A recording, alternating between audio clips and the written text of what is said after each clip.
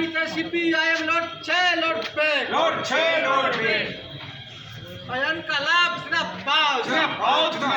CPIM জিন্দাবাদ। বামপন্থী আন্দোলনের কর্মীদের উপর মিথ্যা মামলা দেওয়া হচ্ছে কেন? পুলিশ প্রশাসন জবাব দাও। সিপিআইএম এর উপর মিথ্যা মামলা দেওয়া হচ্ছে কেন? পুলিশ প্রশাসন জবাব দাও।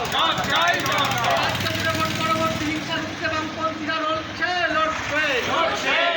এইদিকে দিকে ভোট পরবর্তী হিংসা রুখতে বামপন্থীরা লড়বে। রাজ্য জুড়ে শান্তি শৃঙ্খলা রক্ষার্থে বামপন্থীরা লড়বে। ইনকালাব জিন্দাবাদ। সিপিআইএম জিন্দাবাদ। বামফ্রন্ট জিন্দাবাদ। এদিকে দিকে ভোট পরবর্তী ক্ষেত্রে অশান্তি হচ্ছে কেন? পুলিশ প্রশাসন জবাব দাও। সিপিআইএম কর্মীদের মিথ্যা মামলা দেওয়া হচ্ছে কেন? পুলিশ প্রশাসন জবাব দাও। যথাযথ তদন্ত না করে সিপিআইএম কর্মীদের নামে মিথ্যা মামলা দেওয়া হচ্ছে কেন? পুলিশ প্রশাসন জবাব দাও। ইনকালাব জিন্দাবাদ। সিপিআইএম জিন্দাবাদ। রাজ্য জুড়ে ভোট পরবর্তী শান্তি শৃঙ্খলা রক্ষার্থে বামপন্থীরা লড়বে। এদিকে দিকে ভোট পরবর্তী হিংসা রুখতে বামপন্থীরা লড়বে। ইনকালাব জিন্দাবাদ। সিপিআইএম জিন্দাবাদ। লাল ঝান্ডা জিন্দাবাদ। 2011 সালের পরবর্তী সময়ে আমাদের রাজ্যে তৃণমূল কংগ্রেস মিথ্যা মামলার যে সংস্কৃতি শুরু করেছিল, এই 2026-এ পরিবর্তনের পর বিজেপি সরকার আসার পর, যদিও এখনও সরকার গঠন হয়নি, মন্ত্রিসভা গঠন হয়নি, তার আগেই বামপন্থীদের ওপরে মিথ্যা মামলা শুরু হয়ে গেল।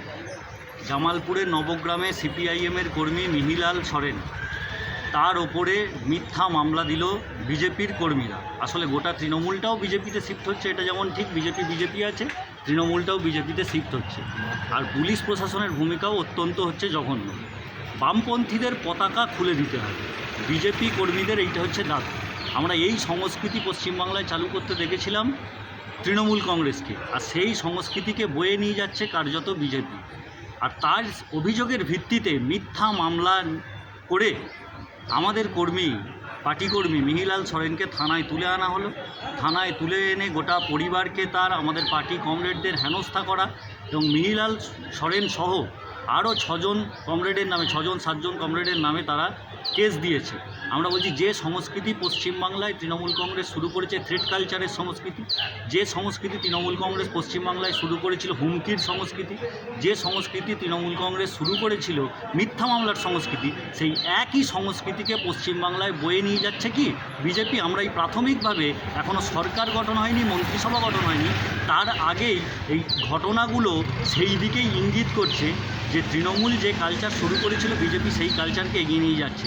আসলে আরএসএস পরিচালিত তৃণমূল বিজেপি যে একই ধরনের ভূমিকা পালন করবে, সেই রকমই একটা দৃষ্টান্ত শুরু থেকে দেখা যাচ্ছে। আমরা তার বিরুদ্ধে দাঁড়িয়ে আজকে জামালপুর থানায় অবস্থান করছি, বিক্ষোভ করছি, এবং আমাদের এই লড়াই ধারাবাহিকভাবে চলবে। সিপিআইএমই পশ্চিমবাংলার মাটিতে সাধারণ খেটে খাওয়া শ্রমজীবী মানুষের দাবি নিয়ে রাস্তায় আছে, রাস্তায় থাকবে।